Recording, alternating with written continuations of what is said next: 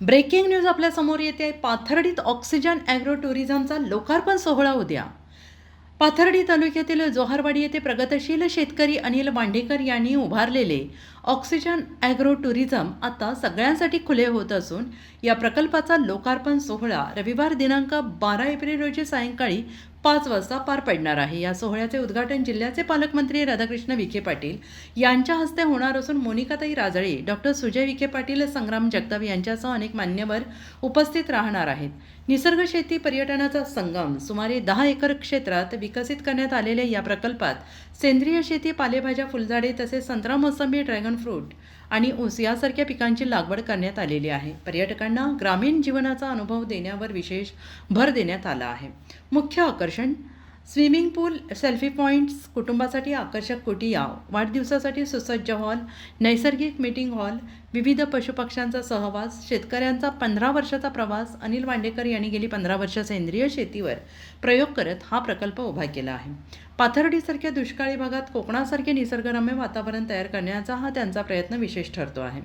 ठिकाण आणि संपर्क: तिसगाव मांडवा मार्गावर राघो हिवरे रस्त्यापासून सुमारे 2 किलोमीटर अंतरावर जोहारवाडी येथे हा प्रकल्प करण्यात आला आहे. माझे नाव अनिल धनाजी वांडेकर, राहणार जोहारवाडी, तालुका पाथर्डी, जिल्हा अहिल्यानगर.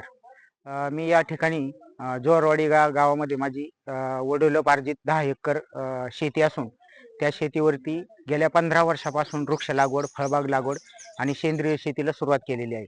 त्याचबरोबर एक मनातील माझा एक असा संकल्प होता की या ठिकाणी आपण जोहारवाडी या गावामध्ये दुष्काळी तालुक्यात असणाऱ्या पाथर्डी तालुक्यातून काहीतरी नवीन उभा करावं आणि नवीन शेतकऱ्यांना प्रेरणा मिळावी या हेतूने मी जवळजवळ 15 वर्षापासून या ठिकाणी ॲग्रो टुरिझमसाठी प्रयत्न केले, वृक्ष लागवड केली, बांधकाम केले आणि शेतकऱ्यांना ट्रेनिंग देण्यासाठी सेंद्रिय ट्रेनिंग देऊन शेतकऱ्यांना कमी खर्चामध्ये कशी शेती तयार करता येईल आणि जास्त उत्पादन कसं घेता येईल या हेतूने ट्रेनिंग सेंटर उभा केले. त्याचबरोबर स्वतः मी सेंद्रिय शेती करतो आणि इतर शेतकऱ्यांनाही नेहमी 10 वर्षापासून सेंद्रिय शेती करण्यासाठी प्रोत्साहित करतो. आपण या ठिकाणी जी सुविधा केलेली आहे त्यामध्ये आपण छोटे छोटे जे प्रोग्राम असतील, डोहाळ्याचं जेवण असेल, बड्डे असेल किंवा मग कुंकवाचा कार्यक्रम असेल, यासाठी आपण 250 लोकांची जेवणाचं सुविधा होईल असं एक हॉल तयार केलेलं आहे. त्याचबरोबर 4 कुटुंब आपल्याकडे मुक्कामी राहू शकतील अशा कुटिया तयार केलेल्या आहेत. त्याचबरोबर या ठिकाणी आपण swimming dance, rain dance, swimming pool, वेगवेगळे खेळ, त्याचबरोबर व्हेज आणि नॉन व्हेज जेवणाची सुविधा पण केलेली आहे.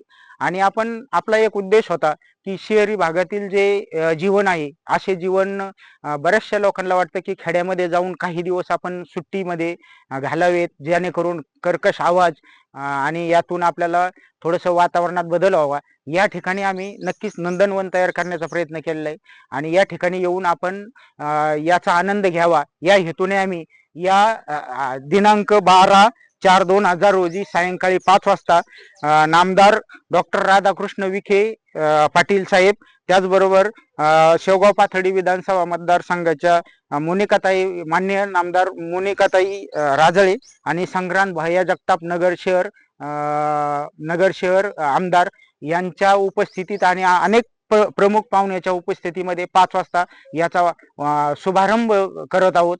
अशा या भव्य कार्यक्रमासाठी आपण उपस्थित राहावे आणि आमच्या कार्यक्रमाची शोभा वाढवावी. त्याचबरोबर येणाऱ्या पुढील काळामध्ये या निसर्गरम्य वातावरणामध्ये एक दिवस नक्कीच अवश्य भेट द्यावी. या ठिकाणी आपण वेगवेगळे पशु पक्षी म्हणजे येणाऱ्या पर्यटकांना पाहण्यासाठी ठेवले, जे की आज लुप्त होत चाललेत. बऱ्याचशा लोकांनी ते पाहिलेले नाहीत, जसे की ससे असेल, वेगवेगळ्या पक्षी, चिमण्या असेल, त्याचबरोबर बदक असतील, त्याचबरोबर अजून काही प्रकारचे वेगवेगळे पक्षी या ठिकाणी आपण ठेवलेले आहेत.